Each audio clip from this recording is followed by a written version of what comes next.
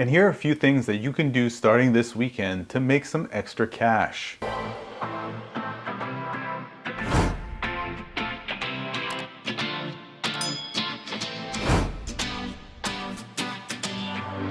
What's up everyone, David here with Free2Be, and today I want to cover a few ways that you can make some extra cash starting this weekend. Look, there's no reason to delay or wait any longer to make some extra money. With everything going on in the world, we understand that we're dealing with some real financial hardships. A lot of us are. So why not make some extra money today? Now, before I get started, as always, if you are new to my channel, I cover financial literacy here in an effort to track my progress to financial independence. And hopefully by doing that, I'm creating valuable content that others can use in their pursuit of financial independence as well. So if you haven't done so already or are new, please take a moment and just click the subscribe button down below. It really does help support the channel. And if you've already subscribed and checked out some other videos, thank you for coming back. Alright, so look, this list is not exhaustive. There's definitely other ways that aren't included here today, but these are just a few ways that you can start making some extra money and bringing in some extra cash and using that accordingly based on your needs. So the first thing you're going to want to do is look in your closet, and I made a whole video about things in your closet, but this time you're particularly looking for any kind of collectibles or collection that you might have accumulated over the years. Maybe those things aren't bringing you as much joy anymore. Maybe they're just boxed up in a corner.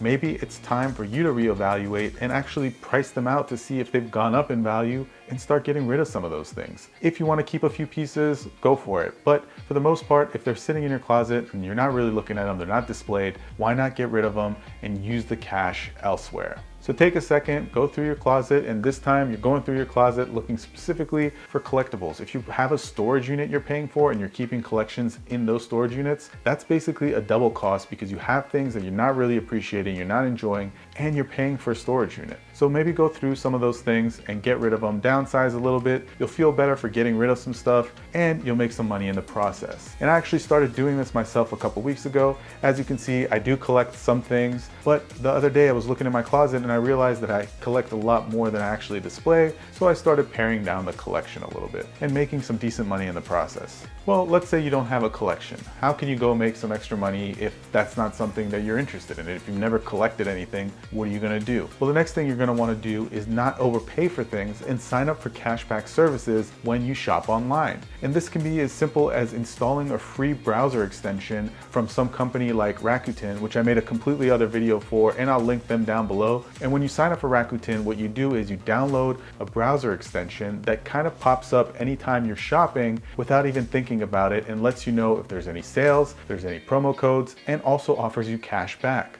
In year to date, this year alone, I think I've got somewhere around $300 cash back on Rakuten. In lifetime, for using them over the past 5 years, they used to be called Ebates before, I think I've received somewhere around $1,000 cash back on items I would have normally purchased anyways. So again, this is a free service that you can install. It costs nothing to have a membership with them. Just create a login, you put in some information, you install the browser, and then it just pops up every time you're shopping. Don't automatically assume that your go-to store like an Amazon or a Walmart is necessarily always going to have the best prices. These aggregators will usually lead you in the right direction, and using a tool, something simple like Google Shop, will also help give you a comparison of where these items or the item that you're looking for can be found at the cheapest price. And honestly, by using this tactic, you'll be surprised how much money you save just over a few months. Now, the next tip is to figure out exactly what you're paying in interest and figure out a way to reduce that. If you have credit cards or if you have loans,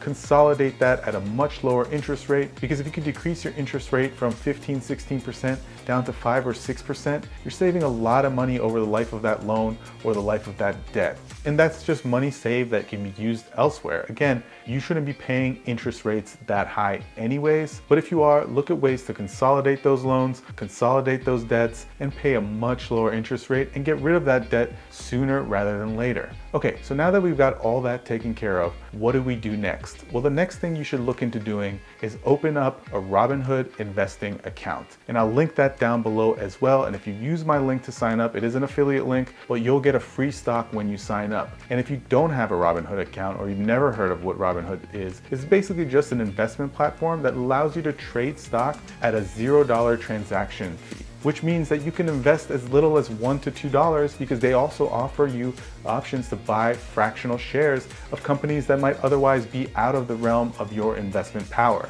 So So for example, Amazon's trading around $3,200 today. You might not have $3,200 to throw at one share of Amazon, and you don't also want to throw all your money at one place anyways. But by being able to buy fractional shares through Robinhood, you'll still be able to invest in Amazon, just not have a whole share, which is fine. You can buy one over time.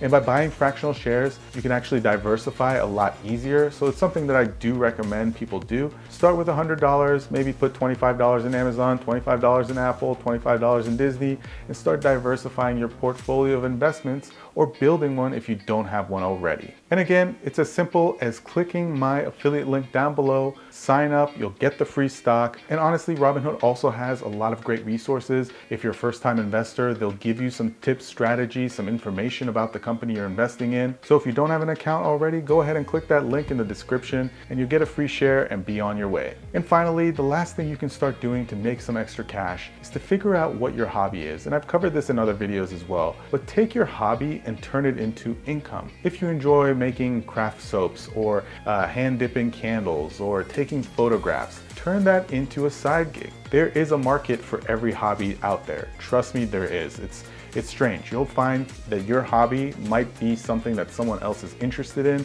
They just don't have the talent or the time to go ahead and pursue it themselves, so they'll be willing to pay you to do it for them. This is especially true with craft type goods or photography. So if you're good at those things, go online, market yourself, figure out ways to put yourself out there in a free way where it doesn't cost you money, maybe through your network of friends, through social media, through different platforms that allow you free marketing exposure, and turn your hobby into some extra cash. And that's it, guys. It's really that simple. It's not impossible to make money with things you have laying around in your house, getting rid of some things, figuring out ways to be creative, utilizing tools to, decrease your debt and interest rates where you can. And ultimately, by doing all these things, by cutting out certain costs, by selling certain things you have, by decreasing interest rates, you're gonna have a lot more money to invest in your retirement, to invest in your financial future, and help you get to financial independence. And honestly, every single one of these things that I covered today, I've tried on my own and I've had success doing. I've made money off of a side gig. I've sold goods that I've had in my house. I've consolidated loans. These are all things that I've done, and that's why I think that they're practical and useful for others to do as well. All right, guys, well, that's all I had for this video. If you have any other ways that are easy for folks to get started making some extra cash, let me know in the comments down below.